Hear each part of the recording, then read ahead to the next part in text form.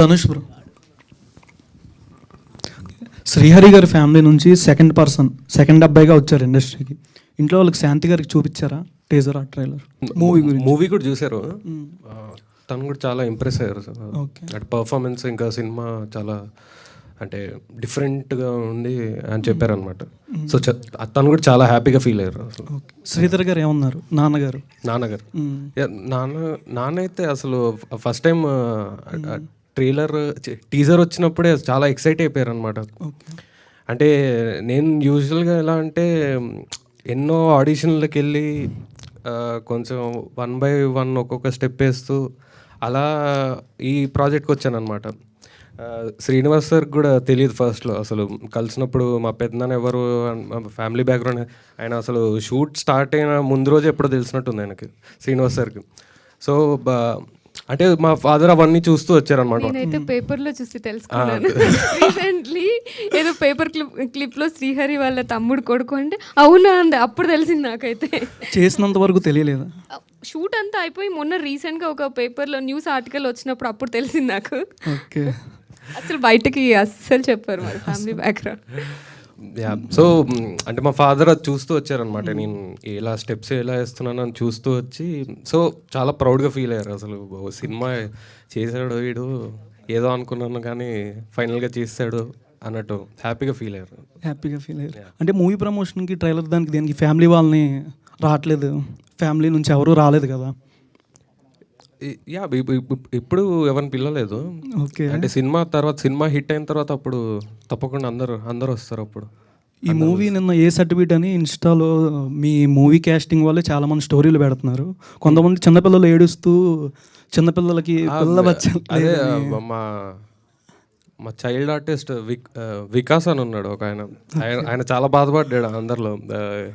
అంటే child artist అంటే ఆయన నా చిన్నప్పుడు క్యారెక్టర్ చేశాడు అనమాట సినిమాలో. సో ఆయన చాలా బాధపడ్డాడు, నేను ఎప్పుడు చూస్తానన్న సినిమా, నేను ఎప్పుడు చూస్తానన్నా. నేను ఎప్పుడైనా తీసుకెళ్తాను తనని, నా గైడెన్స్ తను తీసుకెళ్తాను. ఆయన ఒక్కడిని పంపాను. ఈ టైప్ ఆఫ్ స్టోరీ చెప్పగానే ఫస్ట్ మీ ఎక్సైట్మెంట్ ఏంటి, అంటే ఎట్లా రియాక్ట్ అయ్యారు? నాకు ఫస్ట్ టైం శ్రీనివాస్ గారిని ఒక కెఫేలో కలిసాను అనమాట. రమ్మన్నారు. సో నేనేమో ఫుల్గా రెడీ అయిపోయి వెళ్ళాను, ఇంకా ఇంప్రెస్ చేసేయాలి ఏదో ఒకటి చేసి ఈయనని అని వెళ్ళంగానే నేను హాయ్ సార్ అని ఇట్లా షేక్ హ్యాండ్ ఇచ్చేటప్పుడు ఏంటో నువ్వు ఇంకా సన్నగా ఉన్నావు ఏంటి ఫోటోల కంటే అని అన్నాడు అనమాట. చూడంగా నన్ను పోయింది, ఇంకా సినిమా పోయిందిలే, ఇంకా ఆయన చాలా బ్యాడ్ ఇంప్రెషన్ వచ్చేసింది అనుకుంటే అప్పుడు స్టోరీ లైన్ చెప్పారనమాట. ఇట్లా అనుకుంటున్నాను, ఒక అమ్మాయి గురించి స్టోరీ అనగానే నాకు కొంచెం ఏదో డిఫరెంట్గా అనిపించింది అనమాట. ఏంటిది అసలు ఇప్పుడు దాకా ఇలాంటిది రాలేదు అనగానే నెక్స్ట్ సిట్టింగ్లో మొత్తం స్టోరీ చెప్పారు. నేను షాక్ అయిపోయాను, అమ్మో ఈయన చాలా ఇన్ఫర్మేషన్ ఉంది ఈయన దగ్గర, ఇది కనుక స్క్రీన్ మీద వస్తే అసలు మామూలుగా ఉండదు. అంటే చాలా ఆడియన్స్ కూడా చాలా ఇన్ఫర్మేషన్ కూడా వస్తుంది దీంతో, ఈ మూవీతో.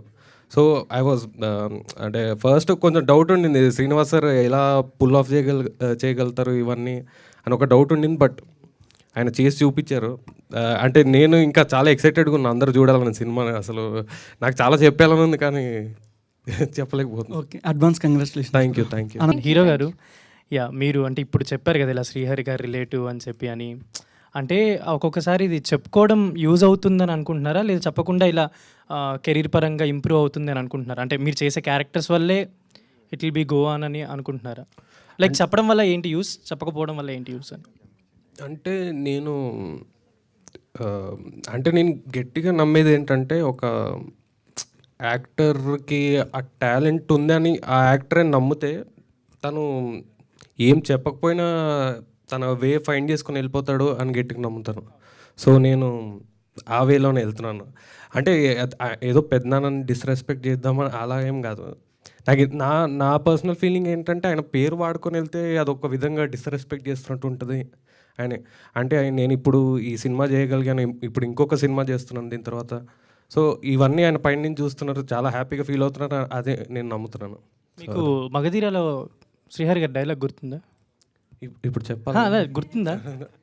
భైరవ మళ్ళీ పుట్టాడు అంటారు కదా. సో ఈ మూవీ తర్వాత ఒక మంచి యాక్టర్ పుట్టాడు అని అనాలి. కంగ్రాట్స్. Thank you.